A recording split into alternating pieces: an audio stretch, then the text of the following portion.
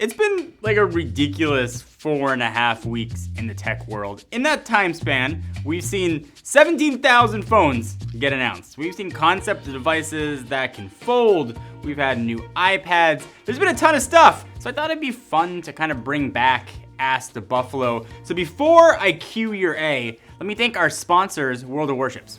So if there's one thing almost all games have in common, they cost you money. But what if there was a free online strategy game that wasn't going to cost you a cent, but was also kind of fun? Let me tell you about World of Warships.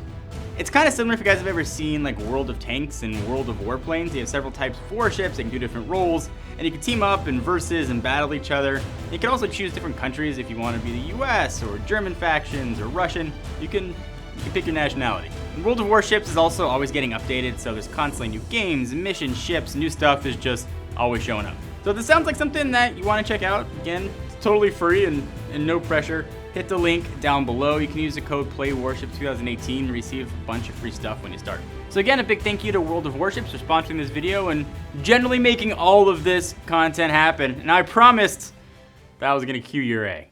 Nishandrat asks, was thinking about buying a MacBook Pro or an iPad Pro for school. Which do you think would be best to buy first? So I got a ton of versions of this question. The iPad Pro is an awesome iPad, but it's still running iOS. So until there's like a Pad OS or an iPad OS that makes it more of a desktop replacement, buy a PC, buy your MacBook Pro, or buy a Windows laptop. At least for me, I don't want to have to change how I use the device to suit the device. Like I have to with the iPad for iOS, wanted to use it as a full computer.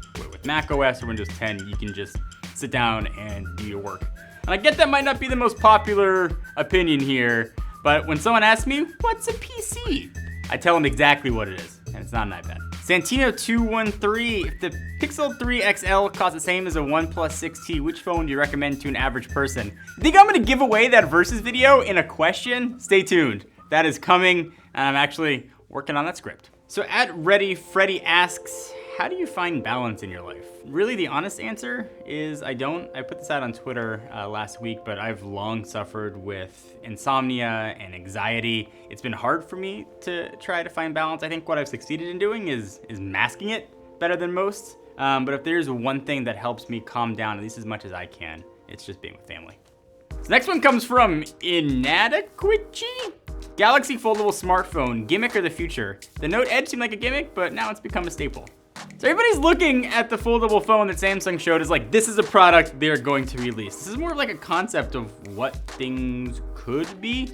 And the internet was like, as the internet tends to be, like super mixed on what they think of it. I think it is going to be the future, or some sort of foldable technology will be the future. The giant bezels they showed presumably will not be there, hopefully, but a device you can open up that serves multiple purposes, I definitely think is going to be the future. @Unbid Tundra, if you had to choose one company to make all the tech, what company would it be and why? If there was like hypothetically a question that I wouldn't want to touch with a 10-foot pole, maybe a 30-foot pole, it would be that question. So next, my friend Anthony Menegoni @RedSox2009 asks, what is your dream Android device? So I'm gonna do like a Franken device of like parts from different phones. Let's start with the sexy single camera from the Pixel 3 XL. We're gonna slap the screen from the Galaxy Note 9 on it. We're gonna put the in-screen fingerprint reader from the OnePlus 6T. We're gonna take the Face ID from the Huawei Mate 20 Pro, USB-C, 3800 mAh battery to keep things like realistic. Slap 6 gigs of RAM in there, Android Pie, and I'm realizing that I'm mostly just running off what is the Mate 20 Pro. So Yoav Cohen asks, what do you think about Apple moving the USB-C on the iPad?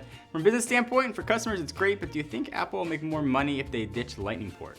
So listen, I'm gonna tell you I'm not gonna lie, but I guess really you're not gonna know. I was shocked when Apple really went USB-C on the iPad Pro. Not because consumers love it and because you can plug in a ton of accessories and it's almost universal now, but because Apple makes a badonkey ton of money from licensing Lightning. And I don't think they were gonna give up that badonkey ton of money for the iPad, but I was wrong. So I'm happy they did it. If they did it on the iPad, I can't see how eventually it won't happen to the iPhone and they'll give up that badonkey ton. of money licensing Lightning.